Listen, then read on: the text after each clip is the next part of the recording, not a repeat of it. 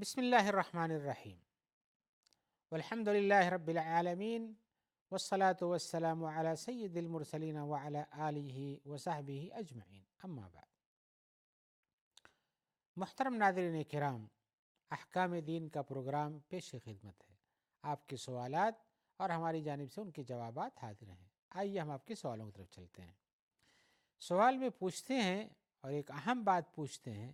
وہ کہتے ہیں کہ کیا ہمارے زمانے میں بھی مجتہد پائے جاتے ہیں؟ حقیقت میں ایک سوال ہے کہ کیا آج بھی کسی کو یہ گنجائش ہے کہ کتاب اللہ اور سنت رسول اللہ میں غور کر کے کسی پیش ہونے والے مسئلے کا جواب دے سکتا ہے،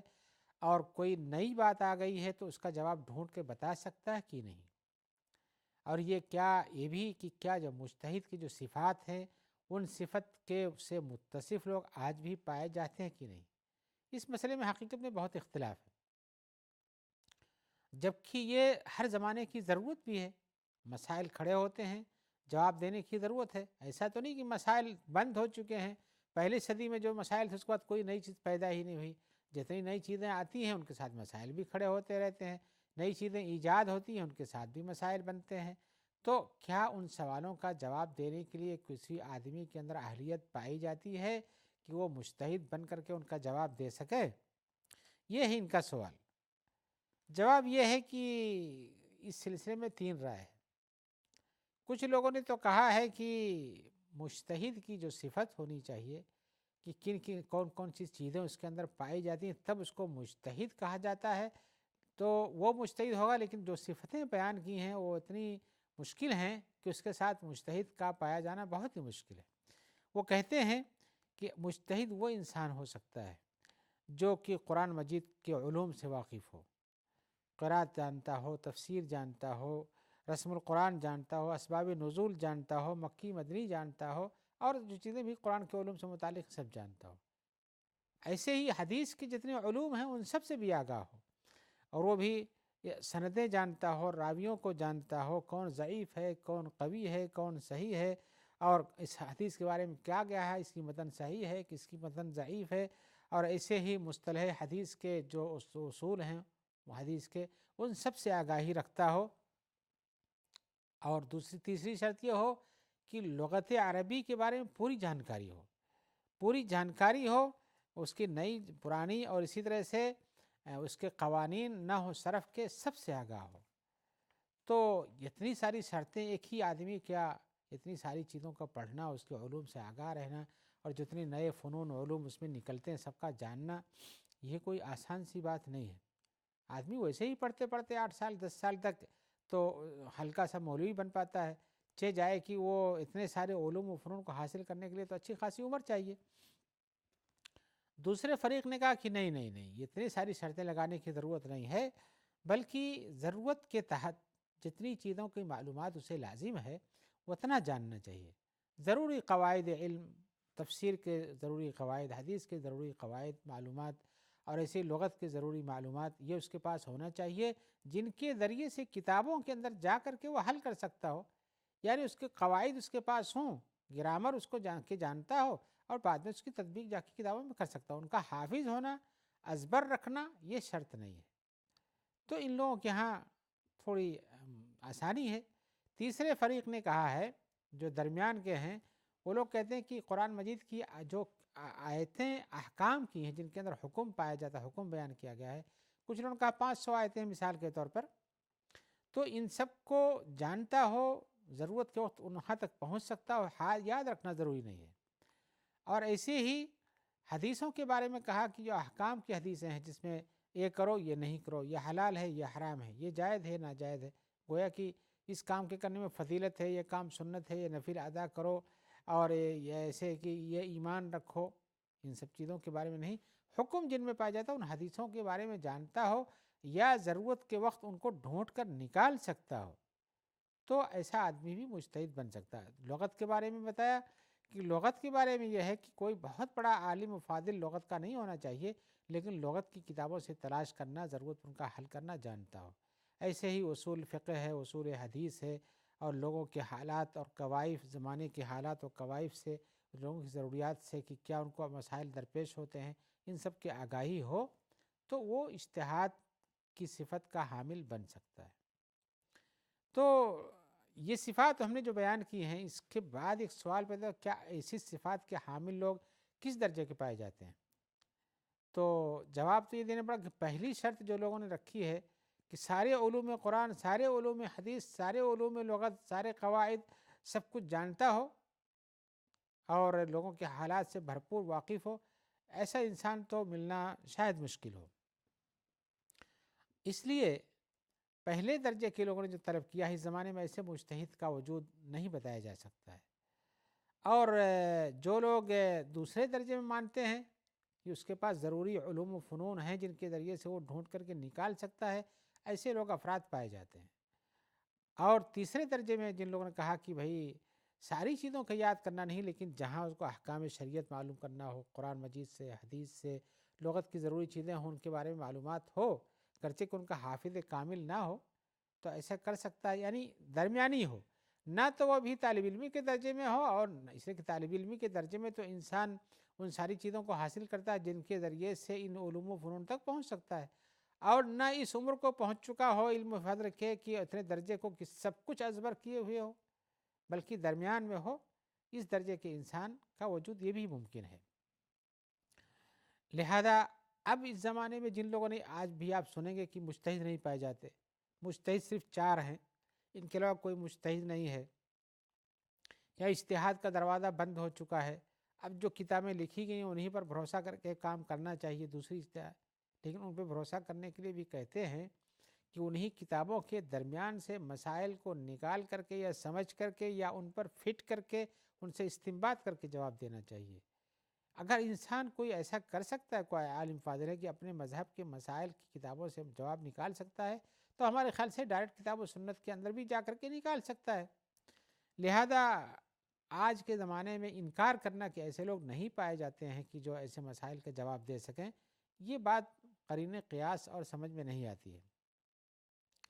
اور اسی طرح سے یہ جب سمجھ میں نہیں آتی ہے تو اس طرح سے مجتہد کا انکار کرنا یہ چیز غلط ہے۔ حقیقت یہ ہے کہ آج کے زمانے بھی ایسے افراد پائے جاتے ہیں جو خاص طور سے کتاب و سنت کو سمجھ سکتے ہوں، یا اجتہاد کا زمانہ جہاں مانتے ہیں اس کے بند ہو جانے کے بعد بھی لوگوں کا وجود ہے، بڑے بڑے علماء پیدا ہوئے ہیں امت میں، علی ابن عبدالسلام ہیں، ابن تیمیہ ہیں، ابن قیم ہیں، حافظ ابن حجر وغیرہم بہت سے ہیں جن کے بارے میں کہا جا سکتا ہے کہ یہ لوگ علم و فضل کے حساب سے بہت اونچے درجے پر تھے۔ تو جب ایسے افراد پائے جاتے ہیں تو یہ چیز مانی جا سکتی ہے کہ مجتہدین کا دروازہ بند نہیں ہوا ہے، بعد کے دور میں بھی ایسے لوگ پائے گئے۔ آج کے زمانے میں کیا ایسے افراد ہیں؟ جواب یہ ہے کہ لوگ پڑھتے ہیں، ان کی کمیٹیاں بنتی ہیں یا بورڈ بنتا ہے، ان بورڈ کے ذریعے سے بھی ایسے لوگوں کا جواب دیا جا سکتا ہے۔ ہمارے سامنے آج کا دوسرا سوال یہ ہے کہ کیا متاخرین علماء، مثال کے طور پر انہوں نے لکھا ہے جیسے شوکانی ہیں یا ابن الامیر الصنعانی ہیں یا ان کے بعد کے لوگ ہیں، کیا ان کی تقلید کی جا سکتی ہے؟ جواب یہ ہے کہ اگر کوئی آدمی مجتہد کامل کے درجے پر پہنچتا ہے، اس کی باتیں ہیں تو ان کی بات مانی جا سکتی ہے۔ اور اسی طرح سے اگر کوئی آدمی طالب علم ہے تو اس کو اس سلسلے میں کوشش کرنا چاہیے۔ آج ہم جب تقسیم کریں گے لوگوں کی تو ایک آدمی بہت پڑھا لکھا ملے گا، دوسرا آدمی درمیانی ہے، تیسرا آدمی عام آدمی ہے، کچھ نہیں جانتا ہے۔ اگر آدمی کچھ نہیں جانتا ہے تو اس کے بارے میں تو یہی کہیں گے اس کو جانکار لوگوں سے پوچھنا چاہیے اور وہ جو بتا دے اس پر عمل کرنا چاہیے۔ اور جو آدمی درمیان کا ہے، یعنی پڑھتا لکھتا ہے، کچھ چیزیں جانتا سمجھتا ہے، تو اسے بھی ضرورت پر پوچھنا چاہیے اور ضرورت پہ اپنے لیے مسائل کو سمجھنے کی کوشش کرنا چاہیے کتاب و سنت سے، فقہا کی کتابوں سے۔ لیکن ایک تیسرا انسان جو خود ہی بہت پڑھا لکھا ہے، آپ اس کے بارے میں کہیں کہ وہ دوسرے کی تقلید کرے اور جانتے ہوئے بھی اپنے آپ کو کہے کہ نہیں ہم فلاں چیز کے مقلد ہیں لہذا ان کی باتوں کو مانیں گے، اور یہ بھی تسلیم کرتا ہو کہ ہاں یہ حدیث صحیح ہے، یہ ان کی دلیل ضعیف ہے، لیکن تقلید نہیں چھوڑ سکتے، یہاں اشکال پیدا ہوتا ہے۔ لہذا حق یہ ہے کہ جب آدمی مجتہد ہو تو اسے کسی کی تقلید کی ضرورت نہیں ہے، اور جب آدمی درمیانی ہو، طالب علم ہو، پڑھتا لکھتا ہو، اگر خود سے اس مسئلے کا حل جانتا ہے تو اس پر عمل کرنا چاہیے، کسی کی تقلید کی ضرورت نہیں، بلکہ کتاب و سنت سے ڈائریکٹ اس بات کو لینا چاہیے۔ اور جن چیزوں کو نہیں جانتا ہو اسے جاننے والوں سے پوچھنا چاہیے۔ اور تیسرے درجے کا انسان جسے کتاب و سنت کی معلومات نہیں، پڑھا لکھا نہیں ہے، مسئلے مسائل سے واقف نہیں ہے، تو اسے دوسروں سے پوچھ کر حاصل کرنا چاہیے، اور جو بتا دیا جائے اس پر عمل کرنا چاہیے۔ اور قرآن مجید کی آیت فَاسْأَلُوا أَهْلَ الذِّكْرِ إِن كُنتُمْ لَا تَعْلَمُونَ، اگر نہیں جانتے ہو تو جانکار لوگوں سے پوچھو، اس پر عمل کرنا چاہیے۔ آئیے ایک اور سوال کی طرف چلتے ہیں۔ سوال میں پوچھا جا رہا ہے کہ کچھ لوگ ہیں جن سے کسی لڑکی سے شادی کرنے کے بارے میں جب پوچھا جاتا ہے کہ فلاں لڑکی کیسی ہے اور وہ جانتے ہیں تو وہ کچھ نہیں کہتے ہیں،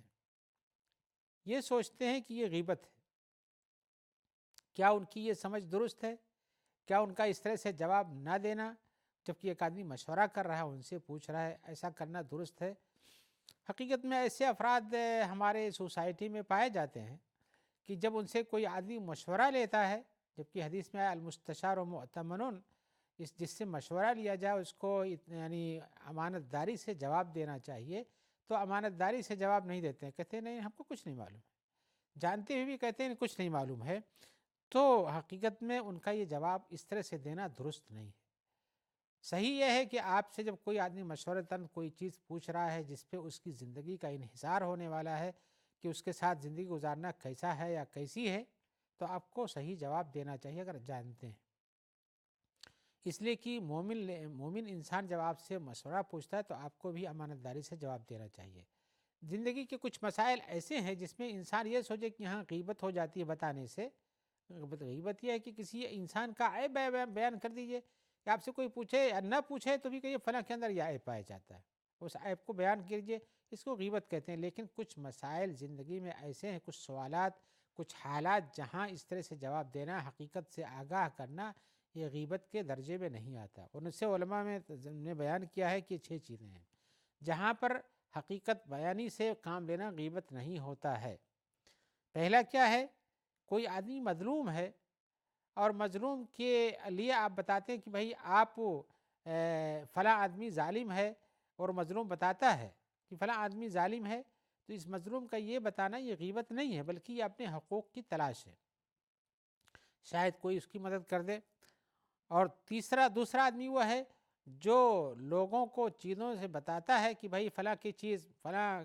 کی یہ چیز ہے، یا فلاں کے بارے میں یہ پوچھا جاتا ہے بتاتا کہ یہ فلاں انسان ہے اور یہ اچھا ہے یا برا ہے، یہ بھی ہے۔ اب یہاں پر یہی چیز پوچھی جا رہی تھی کہ فلاں انسان کے بارے میں، عورت کے بارے میں ہو یا مرد کے بارے میں ہو،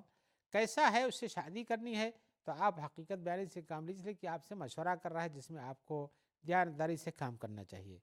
اور تیسرا انسان وہ ہے جو کہ کسی سے ڈراتا ہے کہ بھائی اس کے اندر فسق و فجور اس طرح کا پایا جاتا ہے، یہ شراب نوشی کرتا ہے، زناکاری کرتا ہے، اس کے ساتھ رہو گے تو تم بھی گمراہی میں پڑ جاؤ گے، اس لیے کہ برے ساتھی کا اثر انسان پہ پڑتا ہے۔ یہاں بھی کسی انسان کو بچانے والا، ڈرانے والا، وہ اس کی غیبت نہیں کرنا چاہتا، بلکہ اس انسان کو اس انسان سے بچانا چاہتا تاکہ حقیقت پہ چلتے ہوئے اسے دور رہے۔ اور چوتھا انسان وہ ہے جو کسی فسق و فجور کو ظاہر کرتا ہے۔ ایک آدمی ہے کھلے بندوں شراب پیتا ہے، زناکاری کے لیے بھی کوئی ڈرتا نہیں، کہتا بھی ہے اور لوگوں کو اس کی طرف رغبت بھی دلاتا ہے، پھر آپ جائیں اس کی پردہ پوشی کرنے لگیں کہ نہیں یہ بہت اچھا انسان ہے، آپ اس کے قریب نہیں جاؤ، اس کی کوئی شکایت نہیں کرو، اور یہ اس کو بچاؤ، یہ بھی یہاں یہ غیبت نہیں ہے، بلکہ اس کا عیب بیان کرنا یہ لوگوں کی اصلاح کے لیے ہے۔ اور پانچواں آدمی جو کسی انسان سے فتویٰ پوچھنے جاتا ہو، یعنی مستفتی، جیسے کوئی پوچھے کہ بھائی ہمارے ساتھی کچھ ایسے ہیں اور ایسے ہیں، ان کی برائی بیان کرتا ہو، چاہے اپنے کسی قریبی کے بارے میں، اپنے دوست کے بارے میں، اپنے کسی رشتہ دار کے بارے میں، کسی مومن کے بارے میں، اور اس برائی کو بیان کر کے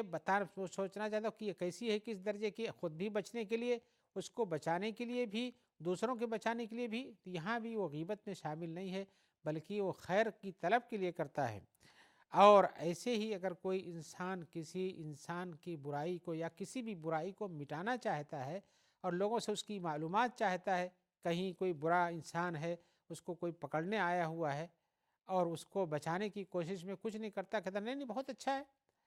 تو اس منکر کام کے لیے، برے کام کے لیے، جس کا نقصان پوری سوسائٹی کو پہنچ سکتا ہے، دوسروں کو پہنچ سکتا ہے، اس کو بچانے کی کوشش کریں، یہاں بھی یہ غیبت نہیں ہے۔ تو آپ کے سامنے جو چیز یہ ہے کہ ایسے جو لوگ کہتے ہیں کہ نہیں نہیں ہم غیبت ہو جائے گی، ہم ایسا نہیں کریں گے، یہ انسان کو گمراہی میں ڈالنے کا درجہ ہوتا ہے۔ اس لیے کہ غیبت کرنے والے کا مقصد یہ نہیں ہوتا ہے کہ سامنے والے کو عیب برائی سے بچائے، اپنے آپ کو بچائے، یا اس کو عیب سے، اس کو اس برائی سے بچانے کی کوشش کرتا ہو، بلکہ غیبت کرنے والے کا مقصد یہ ہوتا ہے کہ کسی انسان کے عیب کو دوسروں پر ظاہر کرتا ہو تاکہ اس کی بدنامی ہو اور اس کو برائی پہنچے، اس سے لوگ متنفر ہوں، لیکن یہ اس سے، اس کی ذات سے عیب عداوت رکھتا ہے، نہ کہ اس کی اصلاح کی کوشش کرتا ہے یا کسی کو حقیقت بتا کر کے اس سے بچانے کی کوشش کرتا ہے۔ لہذا یہاں جو سوال ہے کہ کسی لڑکا یا لڑکی کے سے جسے شادی کرنا ہے اس کے بارے میں اگر کوئی پوچھتا ہے تو حقیقت بیانی سے کام لینا چاہیے، وہاں عیب کو یا برائی کو اگر واقعی اس برائی سے نقصان پہنچنے والا ہے تو اس سے چپ رہنا یہ تقوی اور طہارت اور ورع اور پاکیزگی نہیں ہے۔ آئیے ایک اور سوال کی طرف چلتے ہیں۔ سوال میں پوچھ رہے ہیں کہ کیا مردوں کو ایسی لاکٹ یا ایسی زنجیر پہننا جس میں صلیب کا نشان بنا ہو درست اور جائز ہے کہ نہیں؟ اور اگر کوئی آدمی اس طرح سے کرتا ہے تو کیا وہ مذہب سے نکل جاتا ہے؟ اور اگر کوئی اس طرح کی لاکٹ پہنتا ہے سونے یا چاندی کی، سونے کی، تو کیا بغیر صلیب کے ہو تب بھی درست ہے؟ حقیقت میں اس مسئلے میں سب سے پہلے بات جاننا چاہیے کہ سونے کا استعمال مردوں کے لیے حرام ہے، لہذا ان کے لیے یہ گنجائش نہیں ہے کہ وہ سونے کی صلیب پہنے یا زنجیر ہی پہنے۔ سونے کی لاکٹ ہو وہ منع ہے۔ سونے کے علاوہ دوسری چیزوں کی ایسی تصویر جس میں